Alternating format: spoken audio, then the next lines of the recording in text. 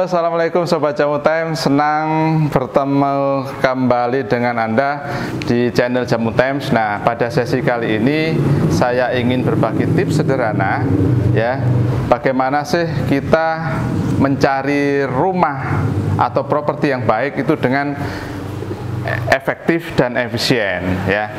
Jadi membeli properti memang kalau kita menginginkan properti yang bagus, kalau menurut bukunya atau teorinya Dolf de Ros, bahwa kita harus memiliki atau mengumpulkan data list properti sebanyak 100 properti ya. Kemudian dari 100 itu kita sortir lagi menjadi 10. Dari 10 kita kecilin lagi menjadi 3, dan dari 3 baru kita pilih satu properti yang terbaik. Nah, cuman masalahnya kan kalau kita belum tahu kondisi atau lokasi properti yang menjadi target kita, itu kan kita harus survei dulu ya. Kita harus keliling, lihat satu-satu, baru kita punya feel apakah properti ini bagus atau tidak ya. Jadi memang membeli properti itu bagi orang yang punya duit lebih barangkali mudah ya. Mendapatkan properti bagus itu mudah. Artinya dia tinggal cari di daerah-daerah tertentu yang memang prime lokasi yang prima, kemudian tinggal main tunjuk, bayar, nah selesai. Tetapi kalau bagi orang investor yang modalnya terbatas atau karyawan yang penghasilan terbatas, tetapi dia ingin berinvestasi di properti, nah itu perlu pinter-pinter ya, pandai-pandai mencari properti yang murah, lokasinya bagus, sehingga menghasilkan gain yang sangat besar. Nah, kalau sekarang kita bisa nyari list properti itu mudah. Di internet banyak, iklan-iklan gratis juga banyak. Ya, jadi kita tinggal cari aja di iklan, di berbagai iklan properti di internet. Ya, itu kita kumpulin. Jadi yang pertama kita target daerah mana, kemudian kita list. Nah, itu masih mudah ya, masih mudah. Nah, tetapi supaya efisien bagaimana? Artinya kita sudah mendapatkan list, kemudian kan tidak mungkin kita survei satu persatu properti yang akan mau beli. Nah, berdasarkan pengalaman saya, minimal tuh ada 7 hal utama ya, 7 hal pokok itu yang harus Anda tanyakan sebelum Anda memutuskan untuk survei satu-satu ke properti tujuan Anda itu ya. Jadi paling tidak ada 7 ya. Ini saya sudah bikin catatan. Ini yang bisa saya praktekkan selama ini. Jadi karena apa? Karena selama ini terus terang saya kalau nyari properti itu seringkali tanda kutip diakalin sama broker-broker, terutama broker yang tradisional ya. Jadi rata-rata broker tradisional itu kan kalau ada properti, tanah, rumah itu cuma diinfo ke kita. Pak, ini ada tanah di sini sekian, harga sekian gitu kan. Nah, ketika kita minta data detail, mereka nggak mau biasanya. Udah datang aja Pak, datang aja Pak. Nah, kan bagi kita kan waktu terbatas, buang-buang waktu. Nah, tentu kita tidak akan lakukan itu. Nah, sama seperti kalau Anda, apalagi kalau masih kerja, kemudian punya waktu cuma Sabtu Minggu. Nah, itu perlu ya. Jadi sebelum kita melakukan survei ke properti yang menjadi tujuan kita, itu minimal ada 7 pertanyaan supaya properti kita itu properti yang bagus ya. Nah, yang pertama itu adalah soal legalitas.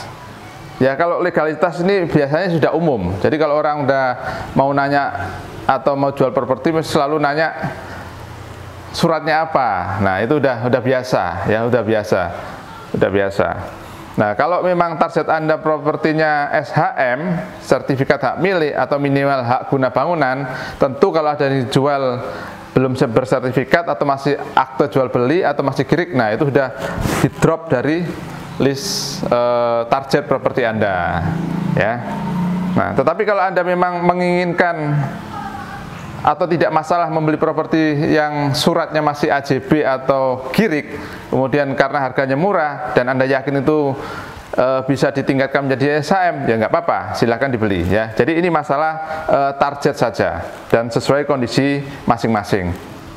Nah, yang kedua itu adalah saya selalu nanya jalannya, aksesnya, ya, akses jalannya, ya, terutama jalan di depan propertinya. Kalau akses secara umum itu biasanya saya sudah punya gambaran karena saya sudah punya atau sering lewat di daerah situ, sehingga saya tahu oh ini daerah ini bagus, daerah ini tidak. Nah, tetapi kan properti-properti yang dijual di situ itu kan memiliki keunikan tersendiri. Ya, ada properti yang sebelah pojok, ada di mana. Nah, itu lokasinya beda-beda.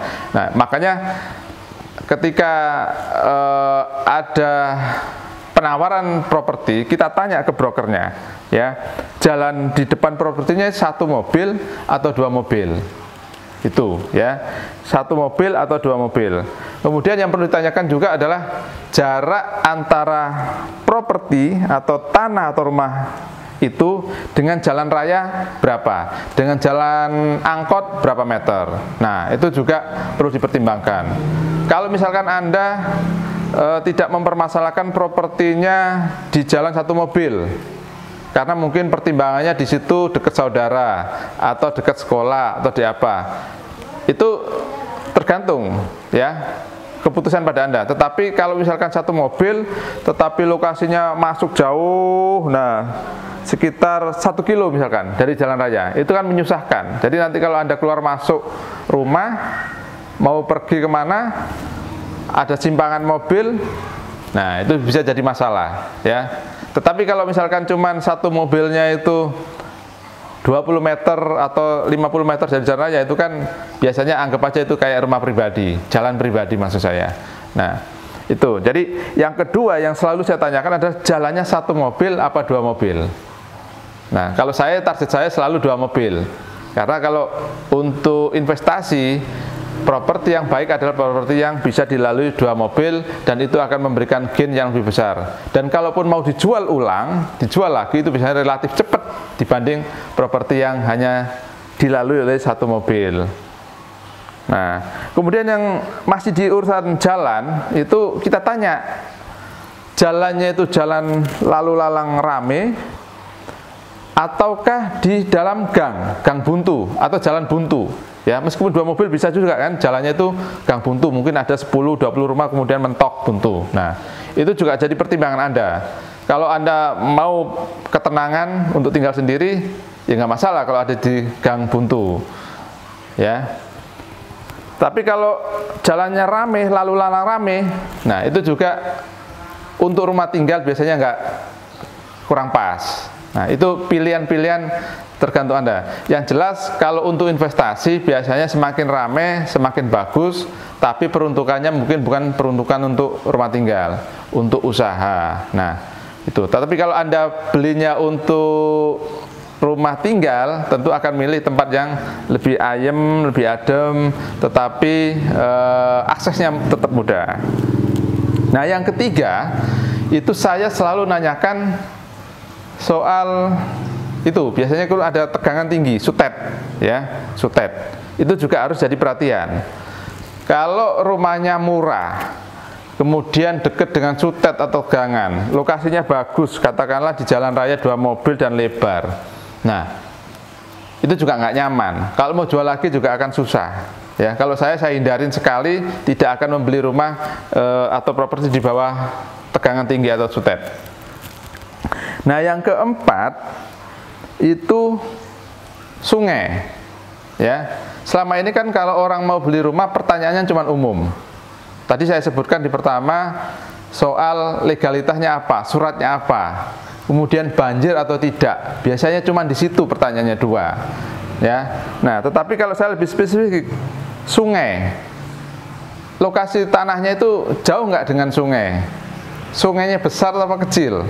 Nah, terus kita teliti, apakah di situ ada banjir apa enggak? Ya, gitu. Jadi sungai. Karena kalau tidak pernah banjir pun, kalau dekat dengan sungai besar, itu juga berpotensi akan banjir di kemudian hari. ya. Nah, yang kelima itu yang sering saya tanyakan juga adalah masalah kuburan. Terutama karena saya sering beli tanah di Jakarta, rumah Jakarta. Jakarta memang unik, ya. Jadi kalau ada tanah kosong di Jakarta, itu seringkali menjadi pertanyaan besar bagi saya.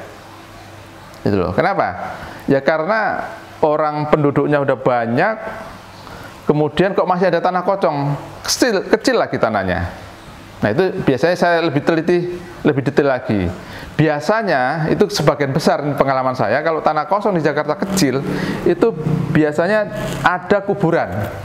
Ya, ada kuburan di belakangnya atau di sampingnya atau di tanah itu sendiri. Karena teman saya waktu itu beli di daerah Duren 3, 300 meter, murah, ya. Ternyata di depan ada kuburan.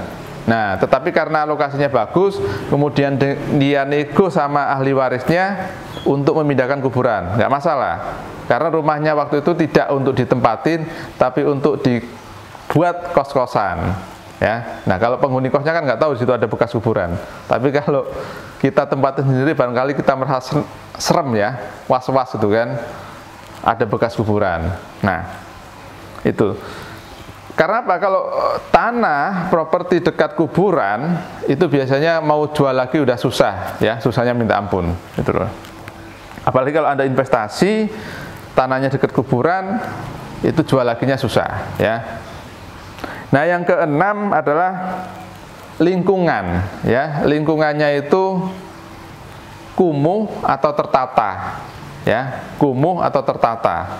Kalau kumuh atau crowded, kecil, banyak rumah kontrakan, kos-kosan.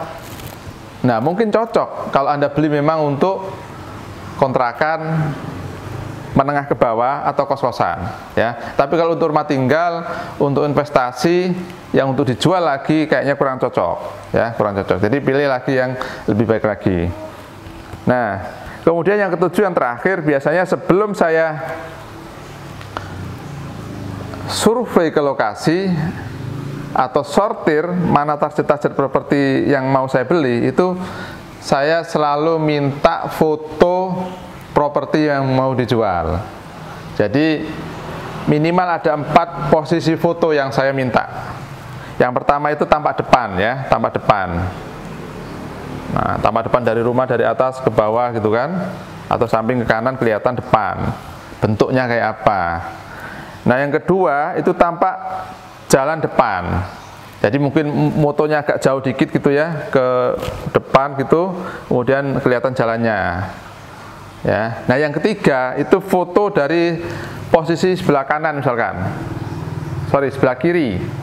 Kemudian difoto ke arah kanan, kena rumahnya, gitu kan.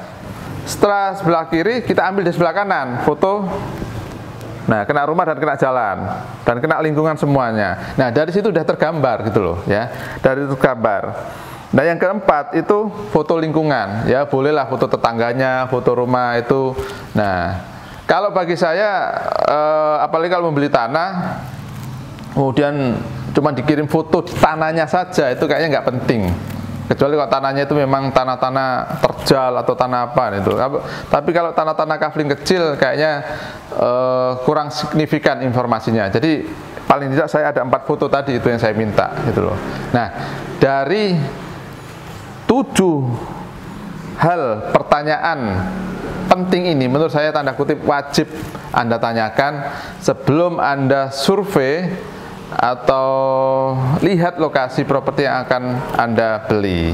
Ini adalah cara hemat dan cara aman supaya properti Anda properti yang terbaik dan supaya Anda punya waktu efektif dan efisien di dalam mencari atau hunting properti-properti yang akan Anda beli. Nah, barangkali itu Sobat Jamu Times. Jadi kalau materi ini dirasa bermanfaat, silakan di-share, kemudian di-like, dan jangan lupa di-subscribe ya.